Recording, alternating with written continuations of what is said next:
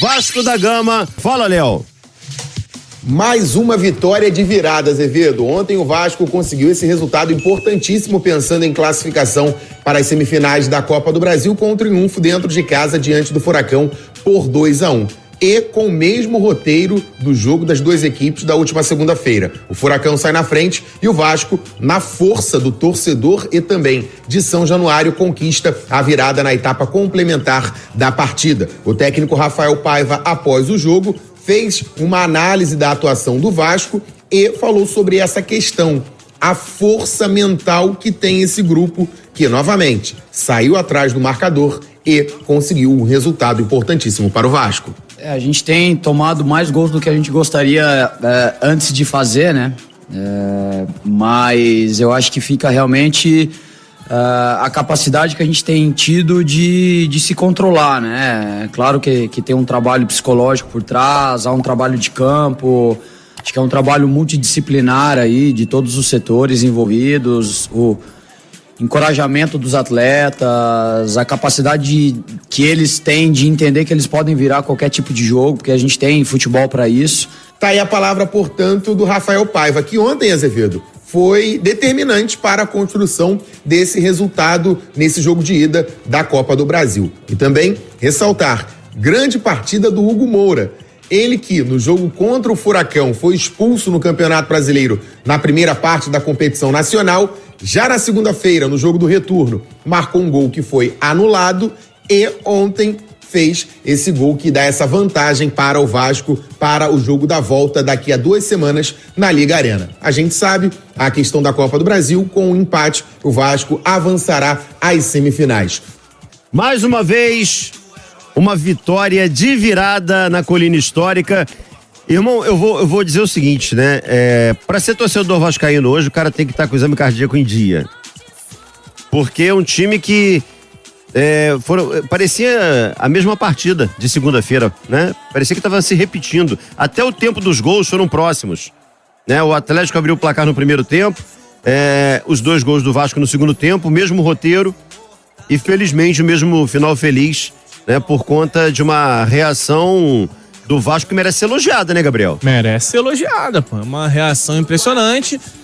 Mais uma vez, um time que foi até o final da partida ali convivendo com um desempenho que poderia não ser o ideal, mas um time organizado, um time entendendo aquilo que tem que fazer para buscar um resultado positivo. Mais uma vez entendendo, né, que na arquibancada tinha um apoio incessante, a torcida tem um mérito grande nisso aí, porque assim, Azevedo, quando a gente fala de um jogo tão tenso como esse, e de uma equipe que de repente tecnicamente não responde da forma desejada, a gente fala também de uma torcida que fica mais tensa na arquibancada e uma torcida que acaba transmitindo ao campo, né, uma tensão e um nervosismo, uma cobrança que atrapalha os jogadores. Não em São Januário, não na Colina Histórica. No estádio do Vasco a gente percebeu nesses últimos jogos uma torcida tendo um comportamento de aliada, uma torcida jogando junto, uma torcida acreditando que a reação aconteceria, e depois da segunda-feira eu acho que esse sentimento de virada estava ainda mais forte dentro de São Januário, e isso se mostra como algo essencial para o Vasco alcançar o resultado que alcançou diante do Atlético pela Copa do Brasil. Fica parecendo uma certa bobeira, que o torcedor não jogue, etc., mas o torcedor tem impacto, principalmente quando você está falando de uma equipe mais limitada que precisa tirar força de algum lugar, que precisa acreditar de alguma forma dentro de um jogo complicado que pode reverter a situação. E quando você tem uma arquibancada transmitindo energia, transmitindo apoio, isso fica um pouco mais fácil. E a torcida do Vasco entender que hoje o time depende muito dela em São Januário, acaba sendo algo que fortalece demais nessa caminhada. O Vasco no Brasileiro faz uma campanha tranquila, muito porque em São Januário tem vencido a maioria dos jogos, não tem tropeçado tanto quanto no ano passado. Na Copa do Brasil, São Januário foi importante em duelos dramáticos, como por exemplo diante do Água Santa, como também diante do Fortaleza, e mais uma vez agora o Vasco utilizou da força de casa para conseguir um bom resultado na Copa do Brasil. Cara, tem um detalhe, né? Quando essa frase, a barreira vai virar baile, quem não conhece São Januário não entende muito bem o contexto disso. E ontem, isso ficou muito evidente mais uma vez, né? Ontem teve gente que não conseguiu comprar ingresso, né? A torcida lotou São Januário. E, meu irmão, do lado de fora vira festa, vira baile mesmo. Né? Com a galera assistindo o jogo por telão ou pela televisão dos bares, enfim. Mas é uma festa, assim, contagiante. Antes, durante e depois.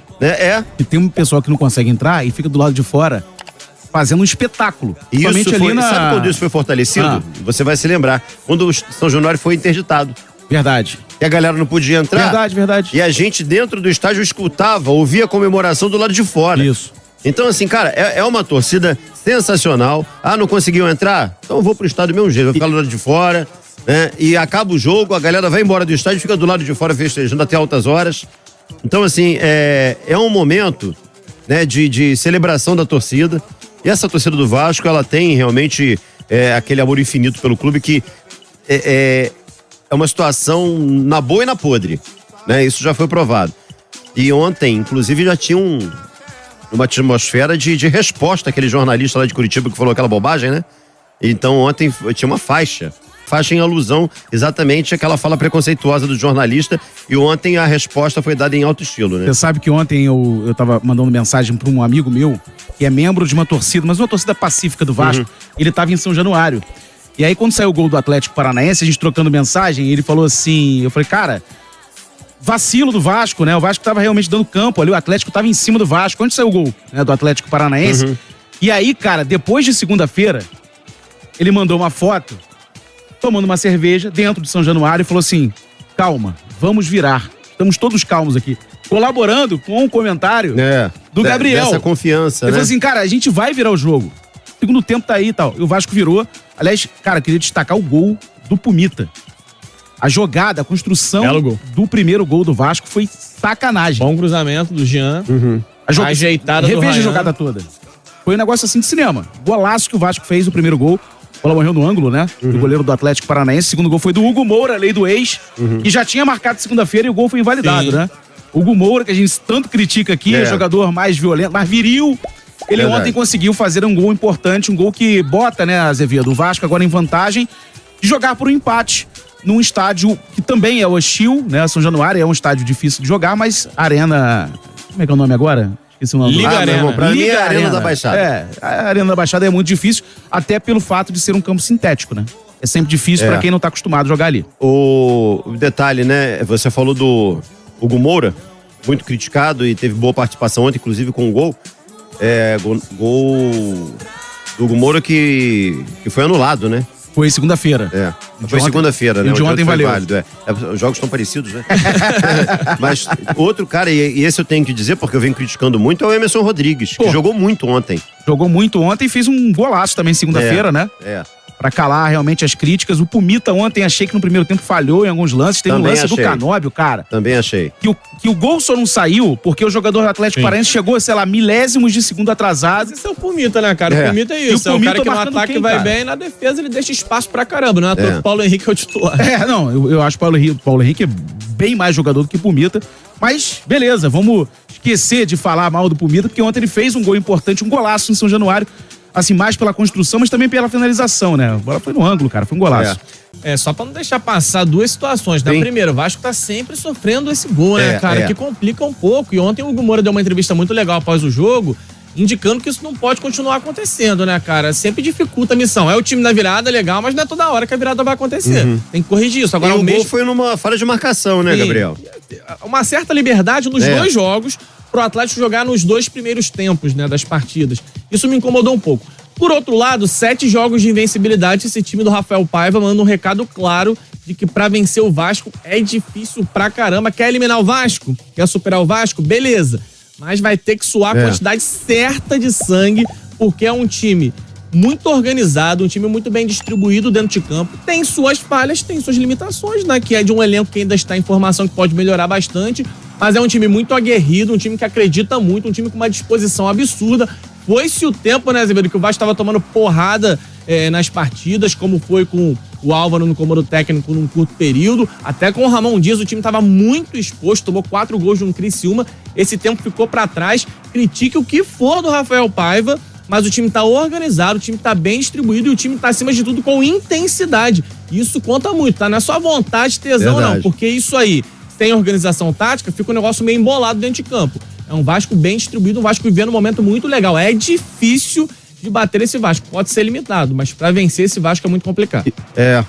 Não, e foi aquilo que eu falei. É que o Vasco agora, cara, independente se for campeão ou não da Copa do Brasil, ele tem que projetar pelo menos uma pré-Libertadores. Porque é viável. O Vasco hoje mudou de patamar. O Vasco hoje tem um time pra brigar por Libertadores, não fase de grupos, né? Mas pelo menos a pré-Libertadores ali, que fase de grupos é muito difícil, tem muito time qualificado ali na frente, Palmeiras, Flamengo, Botafogo, Fortaleza, além do São Paulo também, né? Enfim, mas acho que o Vasco tem que mirar no Campeonato Brasileiro. Dos 20 jogos do Rafael Paiva como treinador do Cruz Maltino, em 12 o Vasco começou perdendo, mas em 8 o Vasco conquistou pelo menos um empate. Ou seja, é um time que sofre gols, começa pior em relação aos adversários, mas mantém essa força, essa entrega e conquista pelo menos empate, pelo menos nessa estatística, nesse recorte, com o Rafael Paiva no banco de reservas do Cruz Maltino. E na Série A do Campeonato Brasileiro, nenhum outro time virou mais partidas desde que o Rafael Paiva assumiu a equipe do Vasco da Gama. O lateral direito, Pumita Rodrigues, que ontem foi determinante para o empate, marcando o gol do empate, determinante para a construção desse resultado, falou sobre essa situação. Manteve os pés no chão e ressaltou essa questão. O Vasco precisa melhorar para não ter que ficar sofrendo em todas as partidas. Como você falou, é muito importante virar o jogo, ganhar o jogo, primeiro jogo em casa. La gente muito importante também, como alienta cada jogo que a gente vai perdendo. Obviamente o nerviosismo é normal de um jogo, quando a gente toma gol tem que virar de novo, para nós também é muito difícil, mas bueno, o time está sacando algo agora que é muito importante, que obviamente tem que trabalhar para que isso não aconteça, mas é importante ganhar.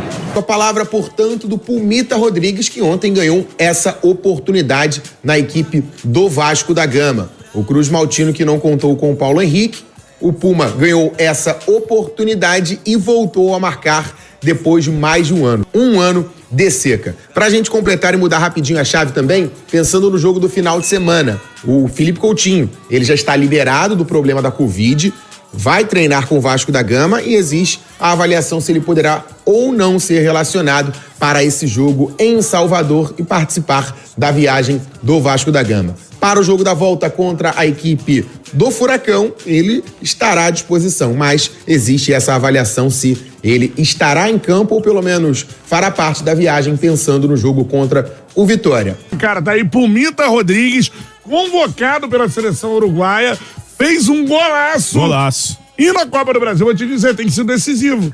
Ele jogou muito bem contra o Fortaleza. Bateu o pênalti contra o Água Santa e contra o Fortaleza. Isso aí, não, e contra o Fortaleza dá assistência pra gol também. Sim, jogando pelo lado esquerdo, né? É isso. Jogada do Payet. Quando eu digo que o Payet participa de mais da metade dos gols do Vasco, isso é um fato, isso é uma estatística, não é algo que eu tirei da cabeça ou de outro lugar. Pumita Rodrigues, me preocupou muito a escalação dele, porque o PH vive um ótimo momento. O Pumita defensivamente foi muito mal, mas a gente sabe que não é o forte dele, né? Defensivamente falando, ele tem dificuldades, tem deficiências. O Pumita ofensivamente sempre se provou ser um jogador útil e ontem fez um belíssimo gol. Queria destacar nesse gol a participação do Jean Davi, que pela primeira vez vestiu a camisa do Vasco, estava no Toluca do México, ou seja, um futebol completamente diferente. Foi convocado para a seleção e antes de se apresentar à seleção chilena, fez uma jogada fundamental para a temporada do Vasco, né? Que foi a jogada do primeiro gol, ele faz o cruzamento, é uma característica dele. Golaço, irmão. E aí o Ryan ajeitando com o peito, muito inteligente. É importante o torcedor não queimar o Ryan, cara. Ele tem 17 para 18 anos, é muito jovem ainda, mal saiu da puberdade, né? É porque ele é grandalhão, você olha pra ele, você vê ele é grandalhão, troncudo, você acha que ele é um cara pronto. Na própria arquibancada, o Ryan era muito contestado, muito criticado. Ele vai oscilar, ele vai mal num jogo, vai bem no outro, é normal, é natural, é um garoto que tá surgindo agora. Deveria estar no sub-20 e não está no sub-20 porque o Vasco precisa de jogadores. Aí ele, o GB, o JP, que não estava no banco, mas foi muito utilizado, o Estrela, que se machucou, eles subiram de maneira, entre aspas, precoce por uma necessidade do Vasco. Ótima jogada deles. O Vasco não fez um bom jogo, mas o material humano que o Vasco tem não lhe permite fazer grandes jogos, ainda mais essa altura da temporada. Foi legal demais ver o Vasco disputar um jogo grande de novo, quartas de final da Copa do Brasil, 9 anos de ausência, né? Sim. O Vasco disputou um jogo enorme e se saiu muito bem, passou no teste. Agora, ainda faltam 90 minutos contra um adversário muito difícil, no estádio, como você disse, hostil, grama sintética, ou seja... Pra ganhar um campeonato desse não tem como não ser na emoção, não tem como. Aliás, normalmente o time que vem da Libertadores, ele chega na final. Sim. E o Vasco tem a chance de chegar na semifinal, mesmo participando das primeiras fases, o que mostra que essa campanha é sensacional. Então, se o Vasco lá na frente chegar na final, for campeão, vai ter que relembrar toda essa trajetória emocionante. Uma Copa, normalmente, ela é muito emocionante. A gente tem que parabenizar o Rafael Paiva pelo trabalho, o Hugo Moura pelo grande jogo. Sim. O Vasco nem precisou do Paê, do Verrete ontem, do Piton. Os 3 melhores jogadores do Vasco não fizeram uma boa partida. É isso. E ainda assim, coletivamente falando, o Vasco foi capaz de virar o jogo. Piton, inclusive, falha no gol do Atlético, né? O Piton e o Maicon não se entendem no gol. E o Vasco consegue uma virada espetacular. Mas, repito, não tem nada ganho. O Atlético é um bom time. O Zapelli é um excelente jogador, fez um bom jogo ontem. O Atlético Cara, eu gosto muito do Canóbio. O Canóbio, que tava soltinho, não fez um bom jogo. Guerreiro. Mas deram muita liberdade ontem pro Canóbio. Tem Eric Christian. O Fernandinho pode voltar. Não sei como é que tá a situação do Fernandinho. Mas como são 2 semanas até o jogo, pode ser que ele volte. É dia 11 o jogo? Eu acho que não, ele né? tá fora 3 semanas. 3 semanas? Não, mas são 2 até o jogo. Não, 3 semanas não. Ele tá fora mais tempo que isso. A lesão foi bem grave, né? Eu vou pesquisar aqui sobre o muito importante Fernandinho. pro Atlético, né? Mas além do Fernandinho, cara, você tem Eric Christian, você tem bons jogadores do outro lado. Você tem, por exemplo, cara, o Mastriani, que é um excelente centroavante, um pivô chatíssimo. Vejo hoje o Mastriani numa prateleira de 10, 8 melhores centroavantes. Enfim, a lesão do Fernandinho é muscular, cara. Pode ser que ele volte sim. Lesão muscular no músculo adutor da coxa. Tá fora desde quando? Bem, não, em quanto tempo ele... 3 semanas. 3 semanas. A lesão Aconteceu há quanto tempo? 1 semana e meia, mais ou menos. Pode ser. No sacrifício, voltando, tudo mais. Mas é importante pro Atlético Paranaense, né? A Copa do Brasil é muito importante. Mas, o Atlético não vai brigar pelo título brasileiro. Não volta pro jogo da volta. Bom, então. O Atlético não vai ter o Fernandinho pro jogo da volta. E o Vasco não vai ter o João Vitor, né? O Vasco não vai ter o João Vitor. Esse desfalque me preocupa Inclusive, demais. tem gente aqui perguntando aqui pro Vitor Costa o que ele acha. A ausência do João Vitor e a provável não, deve ser ele mesmo, o Léo Pelé na zaga, né? Vai ter que ser ele, sim. Até porque as outras opções são Garotos ou Rojas. Vai ser o Léo.